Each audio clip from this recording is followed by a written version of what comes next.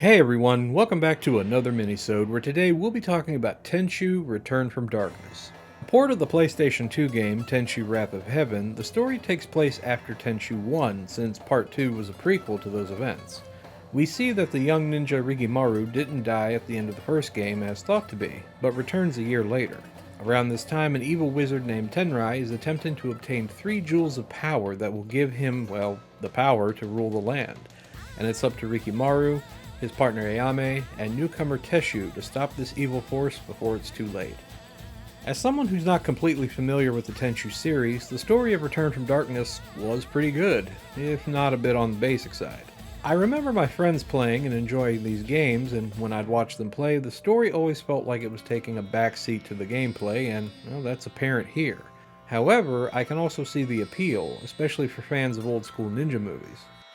Thankfully, gameplay has not changed at all from the classic Tenchu formula. After choosing your character and equipment, you're dropped into the stage where you must complete the objective, which is usually killing a target, while getting through numerous enemies and obstacles. Each character has their own main weapon, as well as a variety of gadgets and items to assist them, like a grappling hook, smoke bombs, shurikens, potions, spells, and more. What's always been fun about Tenchu was that you have many ways to achieve said goal. Though stealth is the more appropriate method, you can go in hacking away at enemies. Just be prepared for a tougher challenge. To make things a little easier is the key meter next to your health bar. This shows you when an enemy is close and whether they've spotted you. There's also a special ability meter that's filled by performing stealth kills, unlocking a new ability made for whatever mission you're playing. So like I said, it keeps the Tenchu formula intact. This also means that controls are still a bit tanky, though they're not as bad as I remember the PS1 games being. While combat is a big part of this game, sometimes it feels like it wasn't the main focus compared to stealth. I realize that's a dumb thing to say about a Tenchu game, but what I mean is that when you get into a sword fight, it just feels a bit off.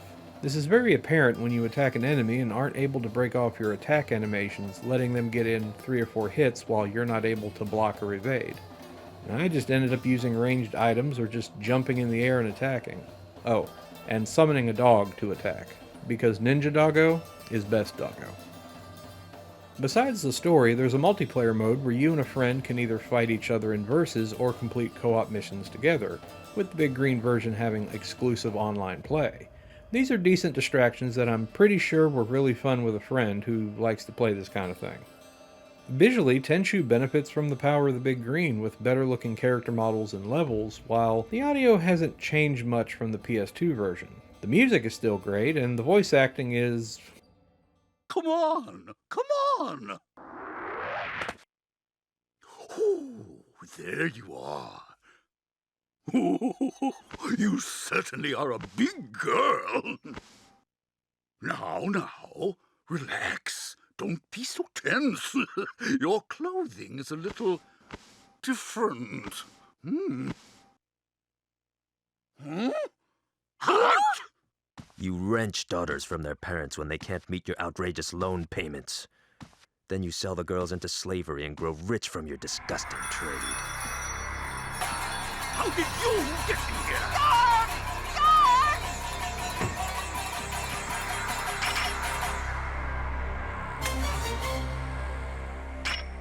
Get him! There's a few other things that were added to this Xbox port besides a graphic overhaul, such as new characters in the story, new missions and items, as well as gameplay fixes from Wrath of Heaven. But does that make this the superior version? I suppose so, but if you already have Wrath of Heaven, you don't need to seek this out unless you're a Tenchu fan or would rather play it on the big green. Either way, this is a pretty fun stealth game and has got me curious to go back and give the other Tenchus another go. If you need a break from Sam Fisher, Solid Snake, or even Ryu Hayabusa, this one's worth your time.